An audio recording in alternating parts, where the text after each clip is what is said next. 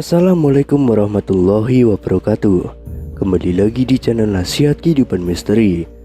Pada video kali ini saya akan membahas tentang Tanah Jawa dalam bahaya di tahun 2023. Makhluk gaib yang paling disegani karena menguasai Laut Selatan Jawa atau dikenal dengan nama Nyi Roro Kidul memberikan ramalan kejadian bencana besar yang akan terjadi di tahun 2023. Dalam ramalannya ada dua daerah yang dihimbau untuk harus berhati-hati.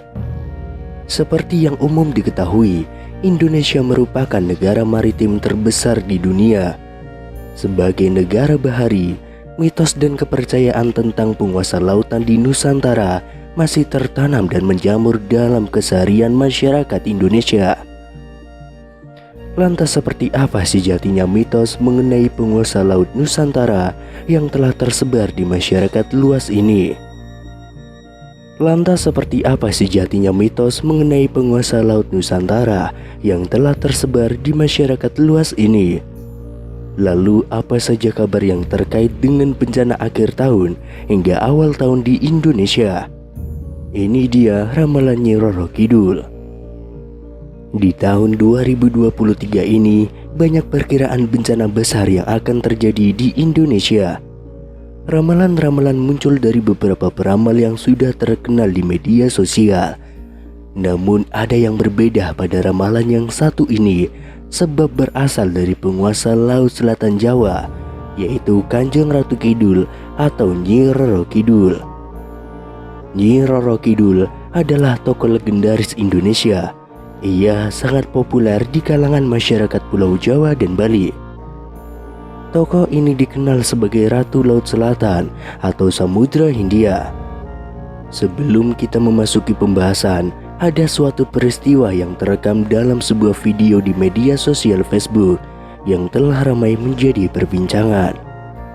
Pasalnya, ada sebuah festival atau upacara adat yang dilakukan di sekitar pantai selatan Jawa.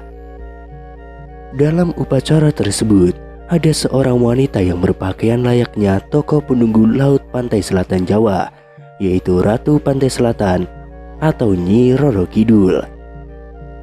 Sebelum acara tersebut selesai, ada peristiwa yang cukup menarik. Wanita yang berpakaian serba hijau tersebut tiba-tiba dirasuki roh yang mengaku bahwa dirinya adalah penunggu dan penjaga Laut Selatan Jawa.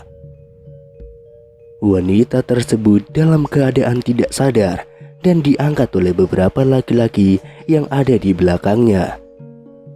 Pada saat itu, ia sempat berujar mengenai bencana yang akan terjadi di tahun 2023. Di dalam ramalannya, sosok tersebut atau wanita itu menyebutkan bahwa di tahun 2023 akan banyak bencana yang melanda Nusantara. Khususnya bencana alam akan silih berganti, mulai dari gempa bumi, banjir, tanah longsor, gunung meletus, hingga angin puting beliung yang akan menerjang Nusantara. Berhati-hatilah pada tahun 2022 sampai tahun 2025 akan ada gejolak besar. Di sebelah selatan Gunung Kendeng akan hancur, ujar sosok wanita yang katanya dirasuki Ratu Pantai Selatan atau Nyi Roro Kidul.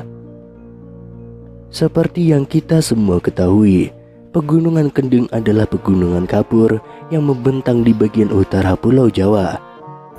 Pegunungan Kendeng mencakup dua provinsi, yakni Provinsi Jawa Tengah dan Provinsi Jawa Timur, serta termasuk beberapa kabupaten. Hancurnya sebelah selatan dari Pegunungan Kendeng tersebut, menurut penuturannya, diakibatkan oleh manusia itu sendiri. Ia juga memperingatkan kepada umat manusia bahwa bumi juga semakin tua dan juga semakin bergetar karena umurnya. Memang kita tidak bisa mempercayai penuh atas ramalan-ramalan yang beredar di dalam masyarakat.